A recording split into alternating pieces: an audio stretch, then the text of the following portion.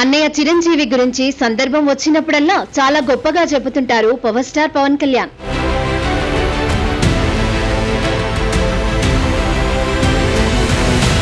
ప్రస్తుతం Pawan Kalyan AP deputy CM గా బాధ్యతలను నిర్వహిస్తున్నారు. అయితే సినిమాల్లో తను వేసిన డాన్స్ స్టెప్స్ కు మెగాస్టార్ ను గిన్నెస్ బుక్ రికార్డు వరించింది.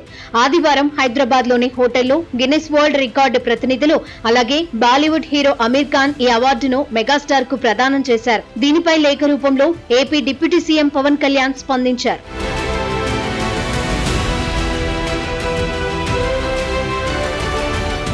156 చిత్రాలు, 537 పాటలు, 24,000 స్టెప్పులతో అలరించిన నటుడిగా అన్నయ్య చిరంజీవి గారి పేరు గిన్నిస్ వరల్డ్ రికార్డులో నమోదు కావడం ఎనలేని సంతోషాన్ని కలిగించిందన్నారు AP deputy CM Pawan Kalyan. అన్నయ్య చిరంజీవి పేరు గిన్నిస్ రికార్డుల్లో లిఖితం కావడం చాలా సంతోషంగా ఉందన్నారు.